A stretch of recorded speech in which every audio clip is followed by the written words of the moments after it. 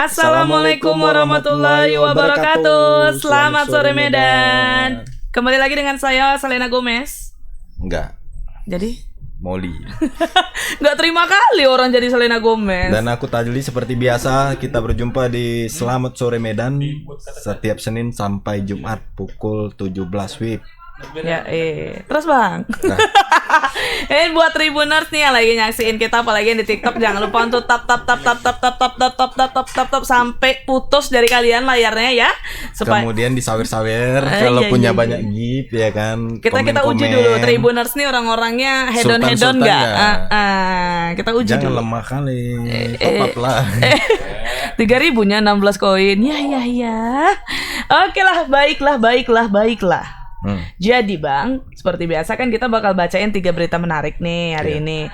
Nah, salah satu berita nih yang menjadi headline kita tentunya. Jadi ini perlakuan suami terhadap istrinya yang bisa dibilang sadis, benar sekali. Faktor karena tidak dikasih jatah. Abang enggak, aku nanya dulu. Abang kalau nggak dikasih jatah cemana?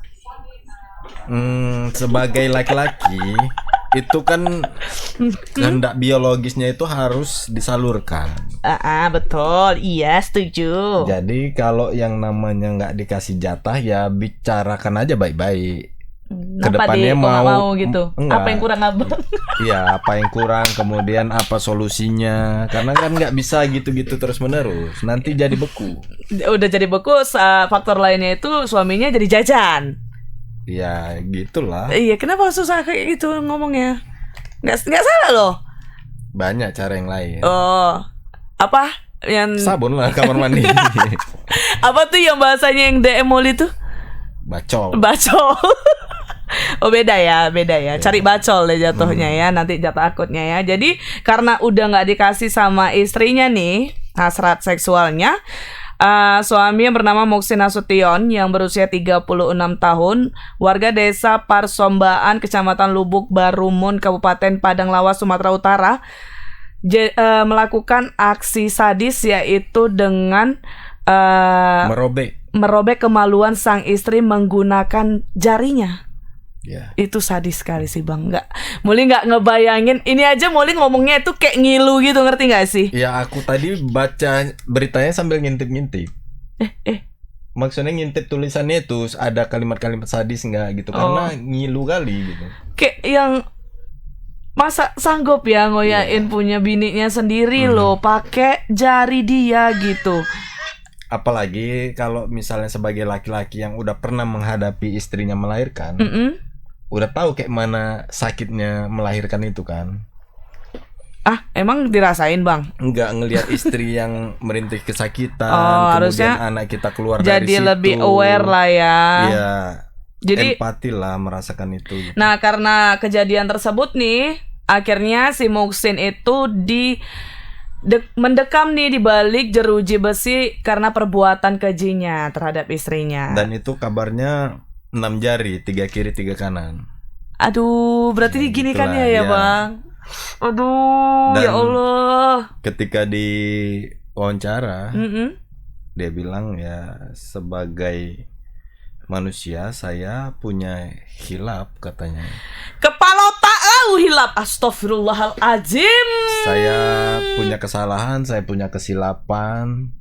Nanti abang yang ngomong itu bang, mancing-mancing emosi Molly enggak kan? Tadi emang kata dia itu ya. Nah terus nih Tribuners, Kapolsek Barumun yang bernama AKP Miftahudin mengatakan peristiwa itu terjadi pada 26 April lalu. Oh udah lama juga ya bang? Iya. Di kediaman keduanya sekitar pukul 10:30 Tribuners. Karena nggak dikasih jatahnya itu awal mula puasa katanya. Sampailah Lebaran. Awal mula puasa mungkin dia malas mandi wajib siap berhubungan, otomatis kan mandinya itu sebelum sahur. Ya kalau dia muslim. Iya juga ya. Ini periodenya maksudnya. Oh iya. Tapi kalau misalnya dia muslim bisa jadi faktor itu makanya istrinya malas gitu ya. Karena abang kayak gitu juga. Enggak malas kita mandi sama pun.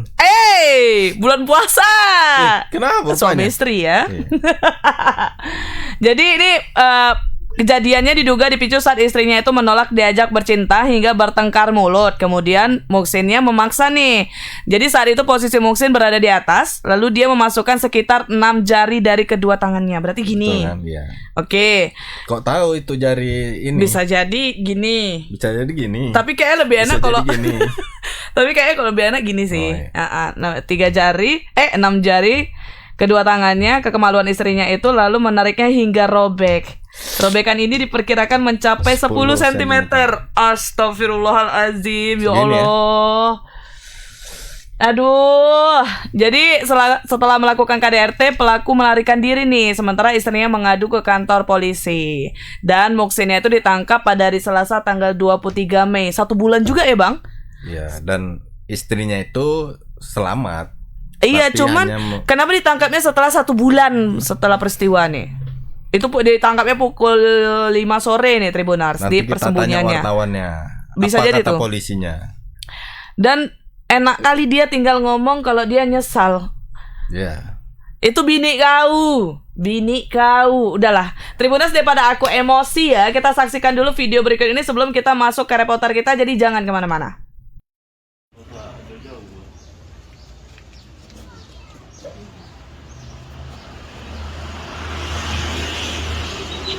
Tapi Muhsin Nasution melakukan terhadap istrinya. Ini di itu, iya, Pak. Di kasur itu. Tuh. So yang kau shooting siapa tuh? Samping saya yang kau shooting.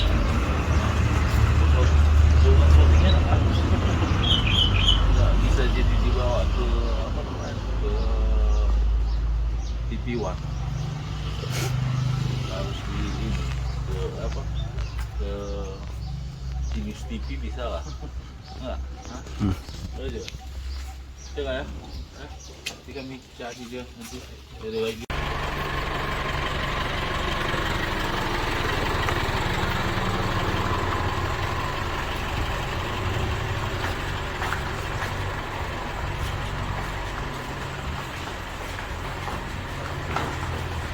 Bang, kunci saya, Bang.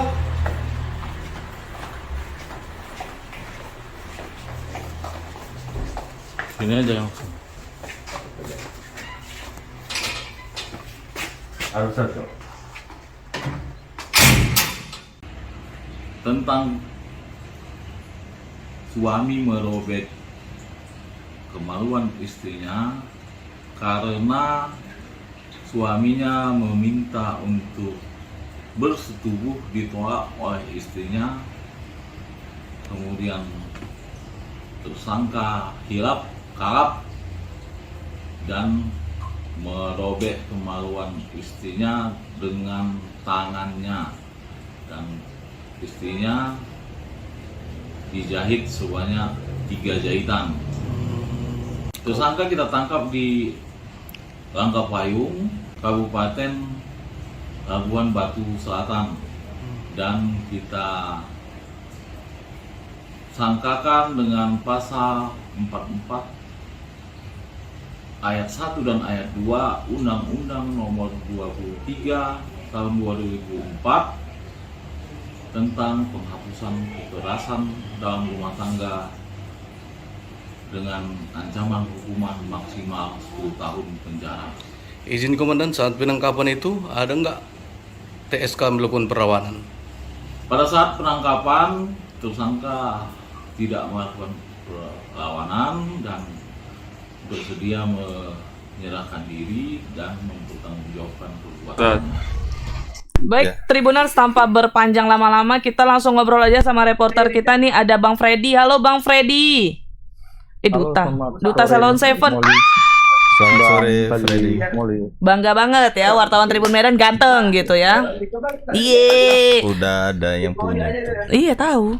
Ya Allah. Nggak juga aku bilang abang ganteng, abang harus menjadi milikku kan? Iya nggak, Bang? Betul. Iya, nanti orang rumah nonton ini siapa? Ya Allah, Kak. ini? Enggak, Kak. Aku nggak selera sama Duta. Aku selera sama A. Yeay. Baiklah Tribuners, ini kita langsung aja Bang Freddy. Aku mau nanya ini terkait tadi kan peristiwanya terjadi pada bulan April tuh, tanggal 24 ya kalau nggak salah. Terus dia ditangkapnya itu di bulan Mei. Kenapa Bang bisa jarak rentan waktunya itu lumayan lama ini Bang dari peristiwanya? Iya, jadi kenapa ditangkapnya itu kurang lebih sebulan itu karena lokasi kejadian itu di Kabupaten Paranglawas, dan setelah kejadian itu dia langsung kabur ke Labuan Batu Selatan. Makanya polisi itu butuh waktu untuk menyelidikinya, dan dia diamankan itu di daerah pelosok-pelosok lah, di daerah Labuan Batu Selatan. Gitu. Makanya proses penangkapan itu cukup lama, apalagi memang minim informasi lah gitu terkait tersangka ini. Oh, agak kesulitan pihak kepolisian ya, bukan karena malas kan Bang? Oh, jauh ini katanya bukan. Oh, bukan. BTW Bang, sebelum kita lanjut nih, ada namanya Apribun nih. Ganteng kali wartawannya, kirim salam sama wartawannya. Ih, malu-malu. Laki-laki tapi. Ya Allah. Iya, itu laki-laki. Yanto itu. Oke, Bang Freddy, ini gimana Bang kondisi dari korban nih setelah pasca kejadian peristiwa dirobeknya alat kelaminnya Bang? Ya, Silakan. jadi kondisi korban sendiri itu sudah cukup membaik. Kemarin juga sudah datang ke polsek untuk dimintai keterangan. Jadi memang korban itu, istrinya itu mengalami luka sekitar 10 cm ya di organ intimnya. Dan itu di organ intimnya itu mendapat sekitar 3-5 jahitan gitu. Jadi kemarin itu memang cukup jauh jarak dari rumah mereka ke rumah sakit, itu harus menempuh jarak sekitar 11 km. Makanya itu nyaris kehabisan darah ya. Dari rumah untuk menuju ke rumah sakit. Makanya itu harus segera dijahit gitu. Karena memang sangat bahaya jika kehabisan darah, apalagi jaraknya jauh dari rumahnya itu sedikit pelosok ya. Oke, cukup memprihatinkan pada saat itu. Freddy, tapi alhamdulillah memang sudah agak membaik. Freddy, dapat nggak alasan kenapa korban ini selalu menolak saat suaminya meminta untuk berhubungan intim? Nah, jadi berdasarkan keterangan yang kita terima ini, korban ini menolak karena saat berhubungan intim itu suaminya itu kasar. Gitu. Jadi informasinya begitu, suaminya ini kasar saat berhubungan intim, makanya korban itu malas lah akhirnya. Malas karena takut gitu juga kan, trauma, sampai akhirnya itu pada 26 April kemarin selesai lebaran itu korban juga dipaksa, dan pada akhirnya juga pada saat posisi korban di bawah dan tersangka itu di atas itu terjadi kekerasan itu, tadi dirobek organ intimnya menggunakan 2 tangan itu, kira-kira menggunakan tangan jari ya, ditarik gitu, makanya sampai robek. Apakah pasangan ini sudah mempunyai anak sebelumnya? Mereka sudah memiliki anak, itu ada 4 anaknya dan masih kecil, masih juga. Sekolah semua Bang. Dan memang kondisi ekonomi juga sangat memprihatinkan. Kita dapat lihat itu rumahnya itu hanya papan, kemudian di dalamnya itu hanya ada tilam ya, atau tilam itu yang tanpa dipan, itu pun sudah kempes gitu. Seperti yang kita lihat tadi itu, kondisi rumahnya itu sangat memprihatinkan juga gitu. Apa kerjaan pelaku ini sehari-hari? Kalau dari informasi yang kita dapat itu petani kan. Oke. Jadi Bang, saat ini tersangka ini sudah seperti apa prosesnya di kepolisian sendiri Bang? Kalau si Muksin ini sudah ditetapkan tersangka dan terancam kurungan penjara itu paling lama 10 tahun. Tapi memang jadi ada satu ayat lagi yang masih dikoordinasikan polisi pada jaksa nanti agar bisa 10 tahun gitu untuk memperkuat pasal tadi itu. Berarti tidak ada lagi proses mediasi, karena kan ini sebenarnya suami istri kan gitu.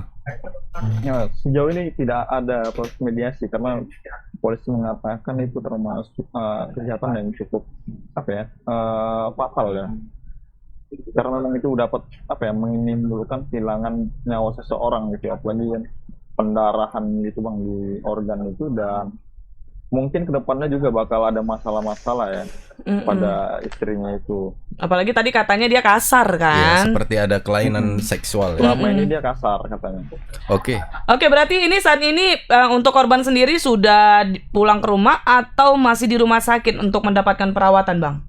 Sudah pulang ke rumah dan infonya itu masih mendapat perawatan lah, sambil berjalan gitu. Tapi kemarin sudah datang ke polsek untuk dimintai keterangan. Jadi pasca penangkapan suaminya itu sempat dimintai keterangan lagi korban.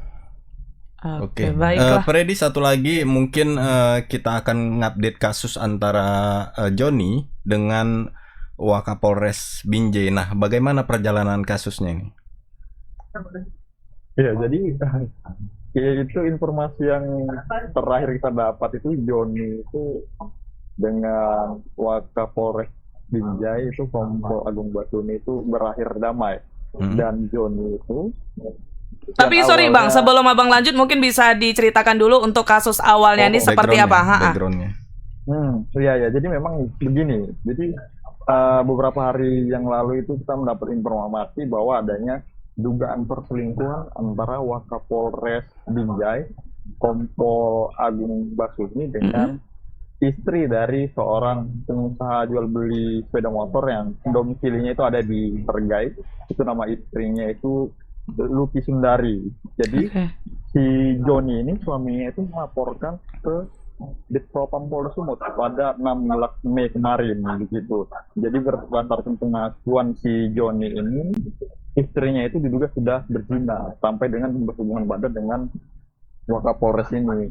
Nah, itu kenapa dia bisa yakin bahwa persetubuhan itu ada dan perselingkuhan itu ada.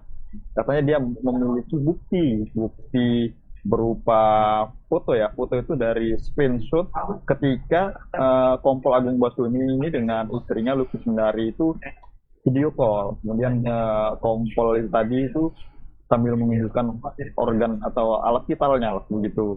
Nah, itulah yang ditemukan Joni, salah satunya. Kemudian Joni meyakini bahwa istrinya itu diduga diporoti oleh Wakapolres Binjai ini. Itu nominalnya dia tidak menyebutkan, tapi dia mengklaim memiliki bukti begitu. Dan juga dia melihat adanya isi chat mesum dari Wakapolres itu yang meminta agar istrinya itu menunjukkan bagian tubuhnya lah begini dari pagi sampai malam. Nah, kalau kasarnya sangean ya. Nah, kenapa Joni ini tahu itu karena si Joni ini menemukan sebuah handphone. Handphone ini yang diduga digunakan oleh istrinya untuk berhubungan atau berkomunikasi dengan Kompol Agung Basuni. Oh, berarti ini bininya mau juga ya Bang Freddy ya? Iyalah. Mau sama mau lah. Namanya pemerkosaan dong. Oke, lanjut. Pakai handphone cadangan ya. Kelas ya mainnya ya. Menemukan handphone khusus yang diduga memang khusus untuk berkomunikasi dengan Wakapolres Binjai ini, Kompol Agung Basuni. Nah, dari situlah didapat semua bukti-buktinya. Kemudian kan ketahuannya itu pada sehari sebelum Lebaran kemarin itu. Nah, itu sempat dihubunginya lah pejabat polisi di Port Binjai itu kan, Kompol Agung Basuni. Nah, kemudian katanya itu Wakapolres itu datang dan mengakui segala kelakuannya lah. Ya, diduga perzinahan dengan istrinya, kemudian juga istrinya juga mengakui segala perbuatannya. Nah, itu kata si John itu direkam semua, makanya dia yakin bahwa dan menyebut bahwa polisi dan istrinya itu sama-sama mengakui apa yang telah mereka lakukan, meskipun kita tidak jadi dikirim ya bukti itu tadi. Makanya itu tadilah dasar dari si Joni ini melaporkan Wakapolres Binjai Kompol Agung Basuni atas dugaan perselingkuhan dengan istrinya itu Luki Sundari. Nah, kemudian setelah pemberitaan itu mulai ramai, ternyata kemarin Joni ini mencabut laporannya. Jadi laporannya itu memang sebelumnya dilaporkan ke Ditpropam. Kemudian semalam dia membuat video klarifikasi bahwa ada kesalahpahaman antara dirinya dengan Wakapolres itu, sehingga dia itu seperti membantah ucapannya sendiri yang sebelumnya mengatakan ada perselingkuhan, perzinahan, dan kayak ngejilat ludah sendiri jatuhnya ya Bang. Jadi tapi ada nggak informasi bahwasannya ada tekanan ke arah Joni? Nah itu sejauh ini kita belum dapat. Tapi tebakan abang pasti gitu kan? Seperti apa ya? Karena emang kan seperti yang kita ketahui sendiri pada saat kita hubungi, kita wawancarai, dia sangat semangat, berapi-api sekali nih bahwa dia mengatakan dia janji nih. Ya, Dia sekarang udah bahwa- loyo ya. Dia mengatakan pada saat itu dia sudah membuka baju istriku, makanya aku harus membuka baju dia, dengan artian bahwa dia Harus dipecat. harus sampai dipecat gitu. Tapi dia Terbukti ya bahwasannya Agung Basuni juga udah dicopot ya. dinonaktifkan ya. Iya, dinonaktifkan dari jabatan. Tapi sebagai Bang Freddy, Wakapolres. waktu dia klarifikasi itu ada kabar bahwa katanya ada yang mendampingi 2 orang pria berbadan tegap. Itu siapa Bang? Nanti itulah yang melakukan pressure kepada dia pula. Nah, kalau informasi yang kita dapat itu adalah disebut itu pengacara si Joni ini tadi gitu.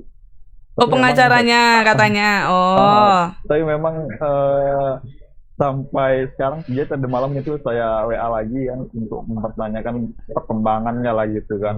Saya nanya apakah klarifikasi itu atau mencabut laporan itu di bawah tekanan atau tidak, tapi memang sudah tidak aktif lagi nomornya. Oh, hilang dari Iya. radar ya. Padahal awalnya dia sangat Antusias ya, Bang. Berarti kalau untuk proses pemeriksaan propamnya berarti dihentikan gitu. Jadi kalau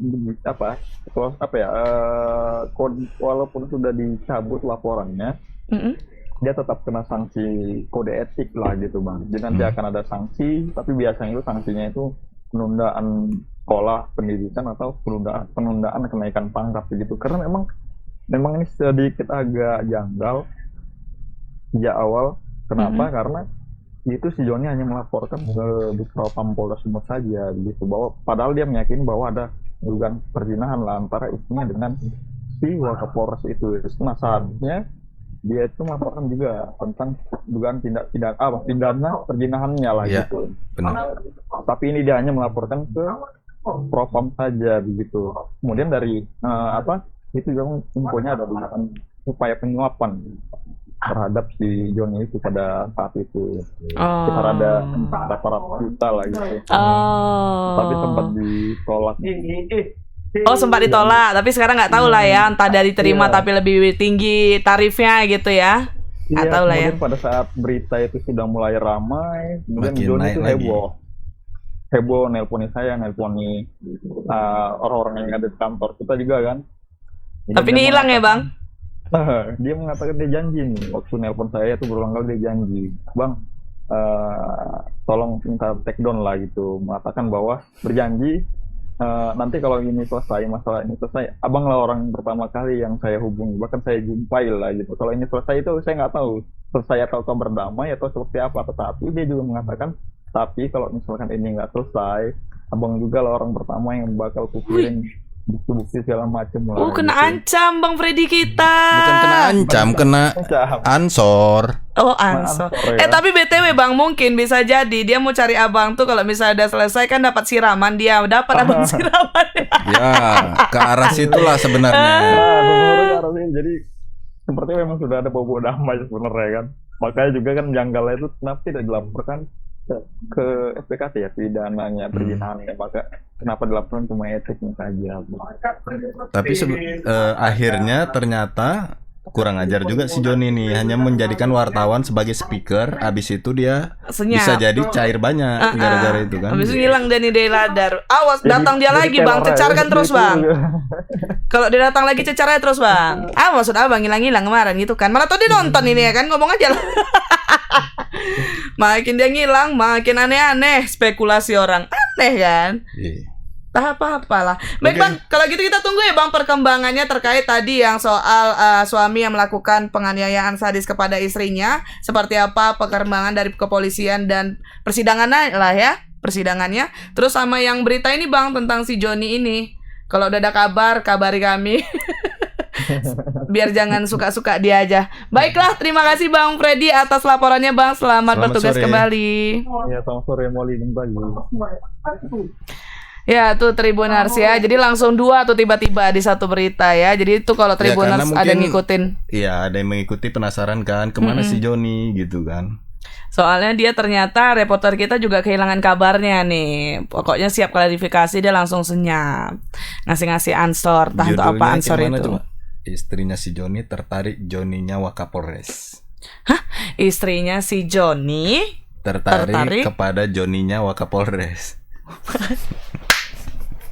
Siapa yang buat judulnya? Aku lah barusan. Ih, selalu langsung teringat Joni kayaknya. Iya, tapi bagus itu ya.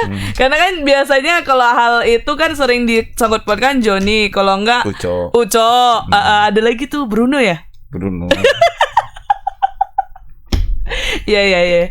Baiklah, Tribuners, itu berita pertama kita. Kita lanjut ke berita kedua nih. Jadi ini berita datang dari Kota Binjai. Jadi ada rombongan keluarga asal Kota Binjai terlibat cekcok dengan 4 orang pria yang mengaku sebagai debt collector.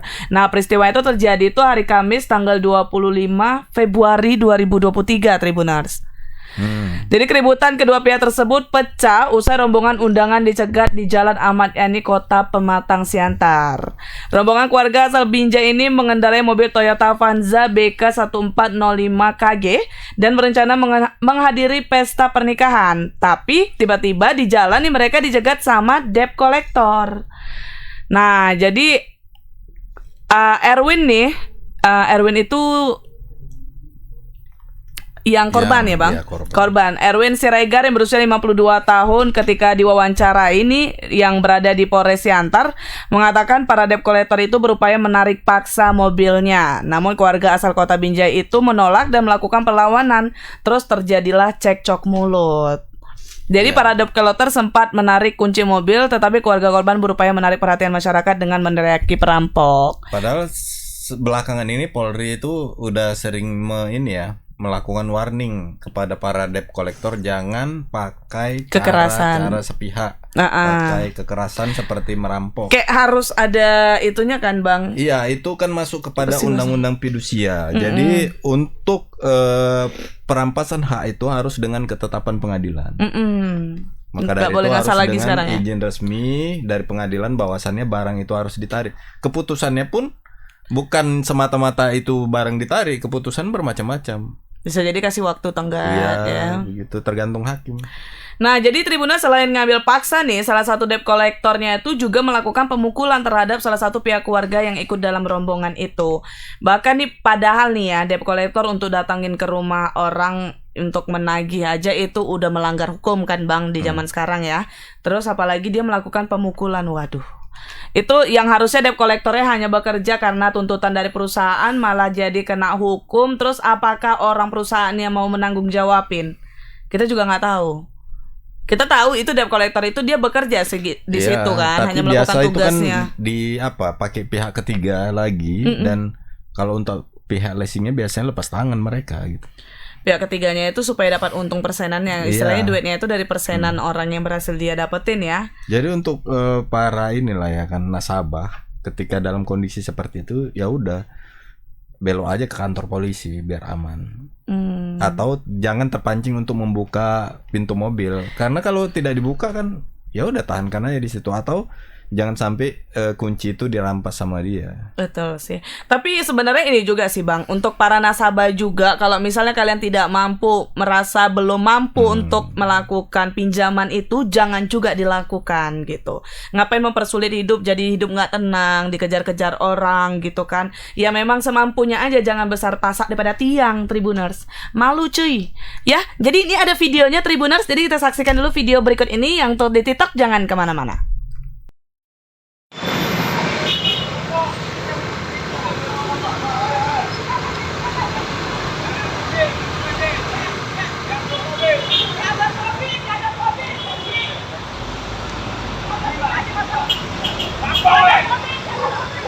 Wartawan dia.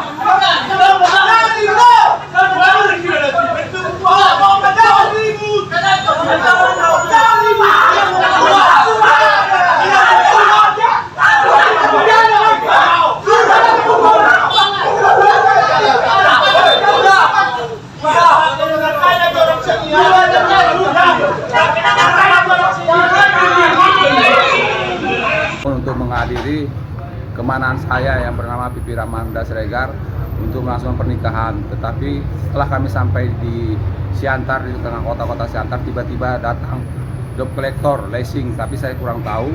Mereka merampok kunci mobil kami, suruh pinggir-pinggir. Maka terjadilah cekcok di antara kami dan orang-orang leasing. Mereka memaksa untuk mengambil mobil kami, tapi kuncinya dilarikan sama tukang debt collector leasingnya. Jadi saya bilang rampok. Terakhir masyarakat berduyun-duyun mendatangi tempat TKP-nya, sehingga terjadilah perang mulut di antara kami dengan leasingnya. Dia memberi kunci itu dipindah-pindahkannya, tetapi dia juga yang megang kunci itu. Terakhir kami dapat kunci itu. Tadi sempat ada pihak keluarga yang dipukul gitu. Ada saya sendiri, saya sampai terjatuh. Ini saya nih. Nah itu Tribuners tadi dibulur untuk tidak melakukan pelanggaran ya, seperti biasa kita semua tahu media sosial banyak ada banyak peringatan lah yang diberikan, jadi jadi kita mengikuti peraturannya dan makanya dibulur seperti itu. Cuman tadi di suaranya aja udah kedengaran ya sampai histeris kayak gitu ya. Ada perkelahian, pemukulan. Oke, Tribuners kita langsung aja ke reporter, ada Bang Alija. Halo Bang. Halo Kak Moli dan Bang Tasdi, selamat sore. Selamat sore. Cerah kali, kameranya bagus sekali ya. Handphone baru? Iya. Si cair. Warna-warna iPhone ini. Wajah yang berseri-seri sebenarnya. Cair. Baru gajian hari ini ya. Iya. Oke, gajian hari ini. Baiklah Bang Alija, silakan Bang laporannya. Jadi pagi tadi kita menerima video dari teman wartawan yang lain bahwasanya di depan kantornya di Jalan Ahmad Yani itu terjadi keributan. Kemudian saat kita datangi, ternyata ada satu rombongan keluarga yang datang dari Binjai mau undangan pernikahan di Simalungun itu dicegat oleh 4 orang debt collector. Dicegatnya di mana tuh Bang? Jadinya cek di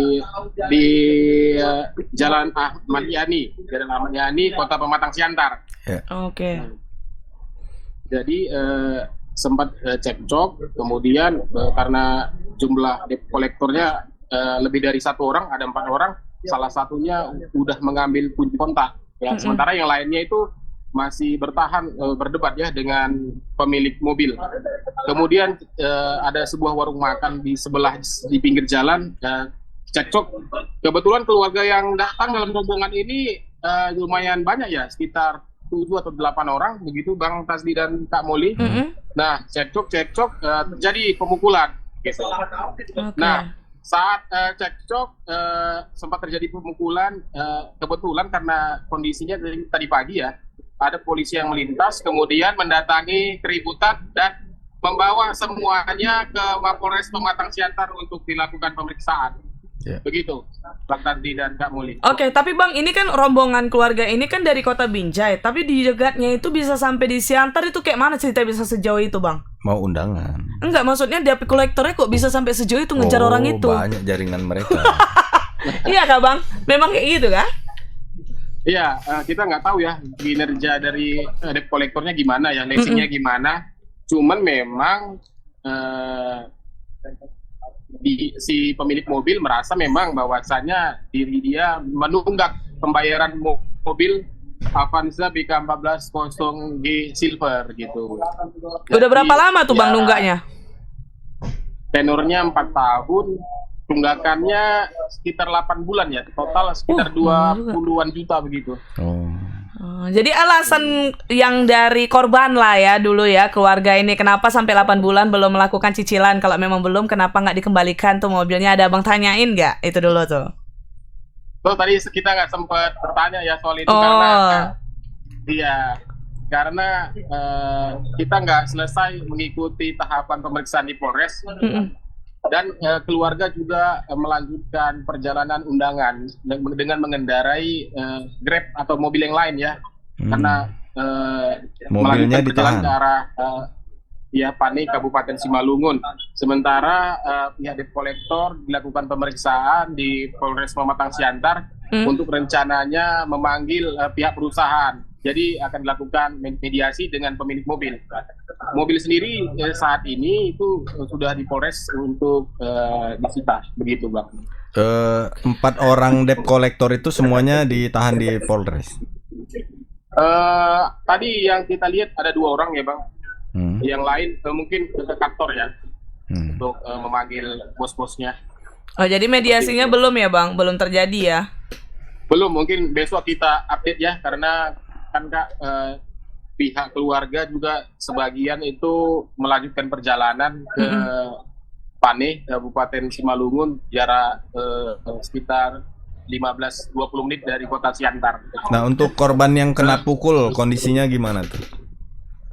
Tapi korban dalam hal ini yang Erwin Siregar itu tidak membuat laporan ya Bang terkait pemukulan yang dialaminya.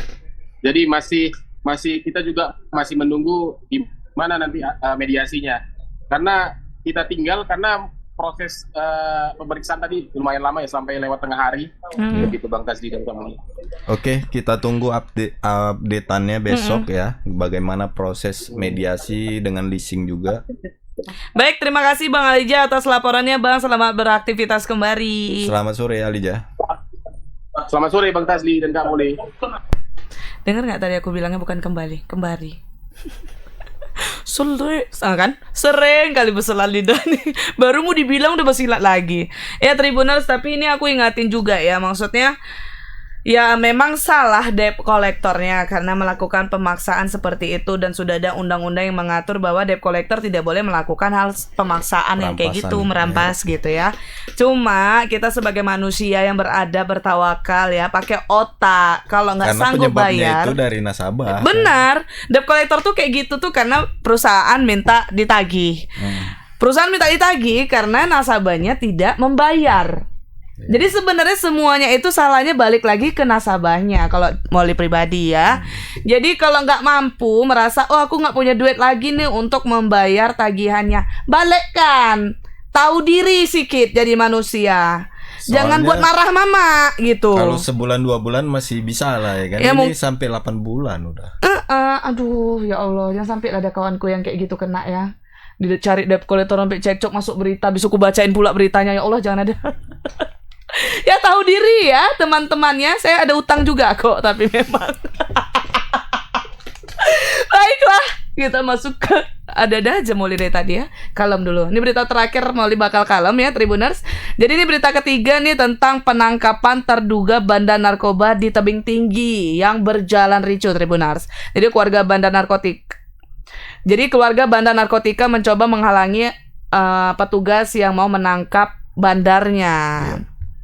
Nah, jadi tim Satuan Narkoba Polres Tebing Tinggi yang hendak mengamankan ES, yaitu terduga dari bandar narkotikanya, mendapatkan perlawanan keluarga. Jadi nggak boleh nih si ES dibawa sama pihak kepolisian. Bahkan nih Bang, ES udah dimasukkan ke dalam mobil sampai ribut gitu. Akhirnya nih dari pihak kepolisian menangkap juga pihak keluarganya untuk dibawa ke kepolisian. Tapi diperiksa lah terakhir ya urin ya kan. Positif. Dari 4 1 positif. Jadi 3 lagi dibawa pulang dan dilakukan mediasi. Kalau dikasih tahu nggak boleh melakukan hal tersebut. Cuma nekat ya istilahnya. Kalau memang merasa itu kan polisi juga melakukan penyelidikan dulu nih untuk melakukan penangkapan. Kalau dirasa itu memang udah bandar, tapi memang ada kejadian yang kayak polisi salah tangkap tuh yang baru aja beritanya. Baru tadi. Tuh? Lupa Molly, ada tadi Molly baca. Lupa tapi Bang. Otak Molly kan kecil gitu. Ya tapi kan istilahnya kemungkinan untuk salah tangkapnya itu sedikit. Jadi buat Tribuners kalau udah tahu tuh ini orang bandar nih, masa berani-beraninya kalian kayak gitu. Itu berani itu ngambil resikonya ya. Dan luar biasa. Rupanya positif juga. Mungkin cairnya banyak dari si kawan ini. Ya. Jadi nanti aku nggak ada makan gitu kan. Di beberapa kasus sering seperti itu. Bahkan warga-warga pun berkumpul untuk melempari polisi. Itu yang kayak yang gubernur di Papua ya. Lukas NMB. Lukas NMB itu kan juga kayak gitu ya. Ya. Ini Tribuners ada videonya nih, kita saksikan dulu video berikut ini. Woi, pakai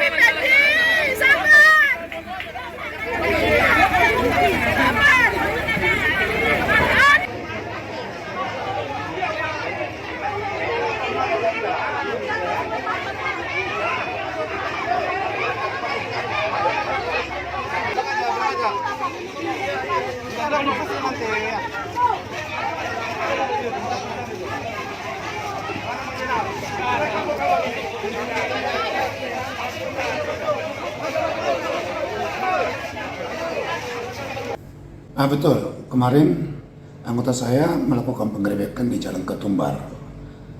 Jadi awalnya mengamankan satu orang terduga pelaku narkoba. Diamankan ada 10 paket sabu-sabu. Kemudian ketika mau membawa ke kantor dihadang oleh keluarganya, termasuk mama dan ipar-iparnya semua, sehingga kemarin agak terpancing dengan masyarakat yang lain, dan akhirnya agak ricuh itu aja. Jadi berapa orang yang diamankan dari lokasi semalam, Pak? Di luar daripada tersangka awal, kita amankan 4 orang untuk kita mintai keterangannya, kita interogasi, dan kita juga kemarin ada melakukan pemeriksaan tes urin terhadap keempat orang yang kita amankan ini. 1 orang positif narkotika, jenis sabu-sabu, dan 3 orang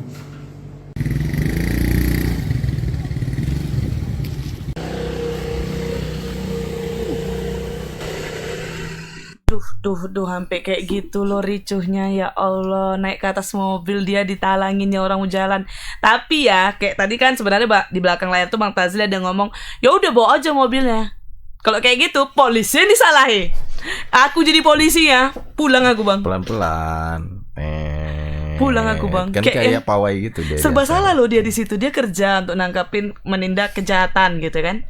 Tapi warganya melindungi kejahatannya. Kalau kau merajuk pulang sambil nangis-nangis, udahlah suka hati kalian lah gitu. Itu apa? Sindir apaan sih? Aku nggak paham deh. Enggak, kau bilang tadi kalau aku pulang. Oh ya, suka hati kalian, gue bilang.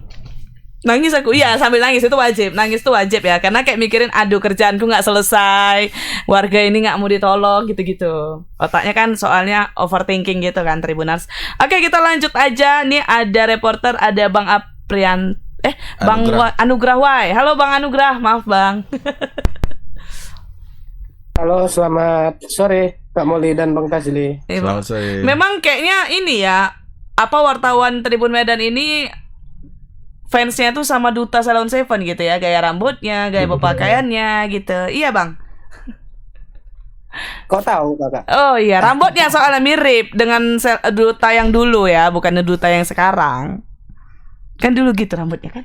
Enggak ya? Enggak. Ya udah, kita fokus ke beritanya. Oke, Bang. Wah, ini seperti apa, Bang? Aksi penangkapan yang sempat menjadi ribut nih di daerah mana tadi? Tebing Tinggi ya?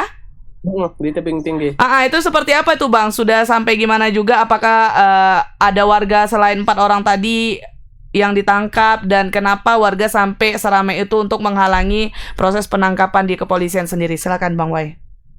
Oke, jadi pada hari Selasa kemarin ya, di tanggal 23 Mei 2023 itu Polres Tebing Tinggi melakukan penangkapan terduga bandar narkoba berinisial ES yang ada di Kecamatan Bajenis di Kota Tebing Tinggi. Nah, ini memang pertanyaannya kenapa ramai, karena memang di situ adalah lokasi pemukiman warga ya. Karena di situ lokasi pemukiman warga, dan kemudian semalam itu sebenarnya yang memantik keramaian yang di dalam video tadi ya, sempat terjadi kericuhan, ada saat aksi saling dorong, kemudian ada juga beberapa warga itu yang merupakan keluarga dari terduga bandar narkoba ini kemudian diamankan begitu. Ada 4 orang itu yang diamankan oleh petugas karena mencoba menghalang-halangi penangkapan tersebut begitu. Nah, memang pada saat itu polisi itu mengamankan ES ini dengan 10 paket narkoba jenis sabu. Jadi sebenarnya ES ini sudah diamankan dengan barang bukti. Cuman ketika hendak dibawa ke mobil petugas untuk dibawa ke Polres Tebing Tinggi, itu di situ terlihat sejumlah keluarga itu menghalang-halangi proses penangkapan dari terduga bandar narkoba. Padahal udah ada barang buktinya ya, Bang? Sudah ada 10 paket narkoba jenis sabu yang kemudian yang semalam itu diamankan, bersama juga ada bong ya yang digunakan untuk mengisap atau menggunakan narkoba jenis sabu ini. Namun begitu memang ada upaya dari pihak keluarga untuk tidak menghalang-halangi polisi agar tidak membawa pelaku ES ini ke kantor polisi. Nah, begitu memang akhirnya itu yang membuat semalam itu terjadi kericuhan, dan sebenarnya hanya beberapa orang yang semalam melakukan perlawanan begitu, karena itu adalah kerabat-kerabat terdekat dari terduga pelaku begitu. Namun mengapa ramai, karena memang di situ banyak warga yang bertempat tinggal di situ, berdomisili di situ, dan juga aktivitas masyarakat di situ yang hilir mudik karena di depan jalan ya. Jadi itu menjadi pusat tontonan dari masyarakat yang banyak nonton ya. Yang kita lihat di video gitu. Jadi, tapi kayak yang sorry Bang Wai, tapi dari video yang aku lihat nih, kayak yang halangi mobil polisinya tuh lebih dari 4 orang loh. Benar. Berarti tuh warganya nggak cuma nonton aja dong?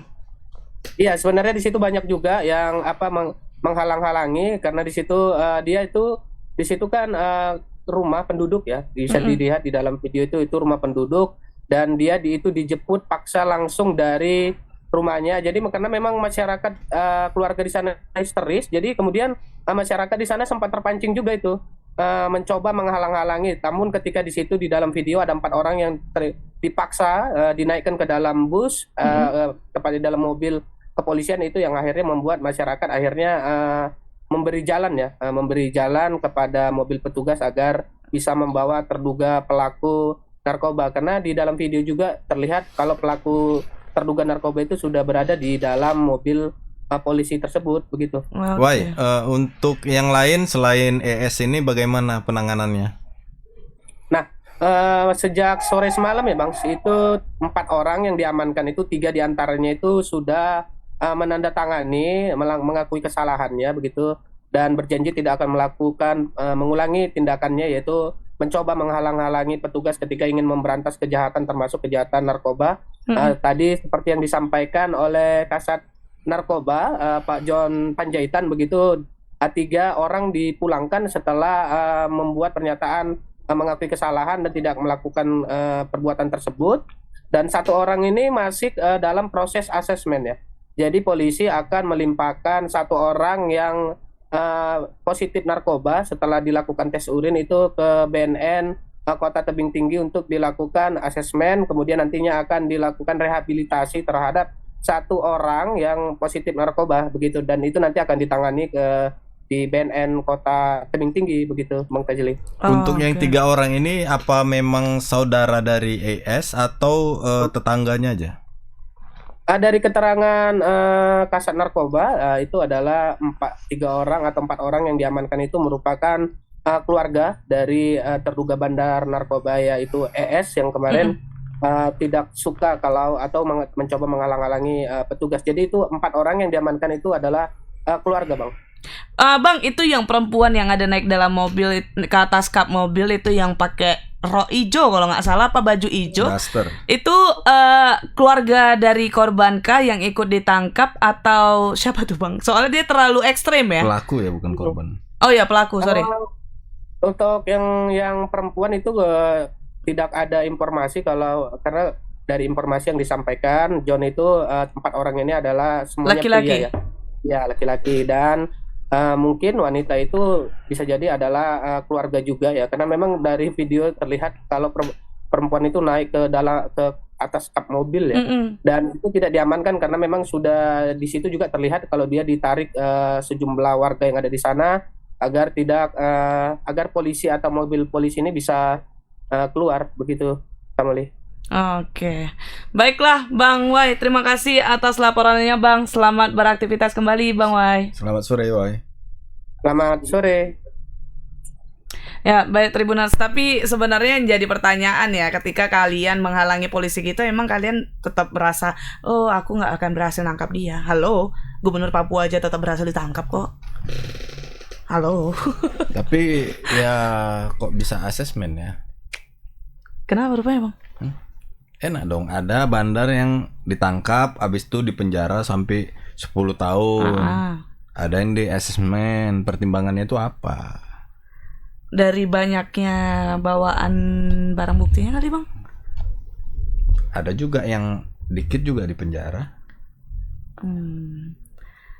Kenapa Ya, tadi nggak silakan jawab sendiri lah. Ya mungkin Tribuners ada yang tahu, bisa langsung ya kan, sarjana hukum kali ya.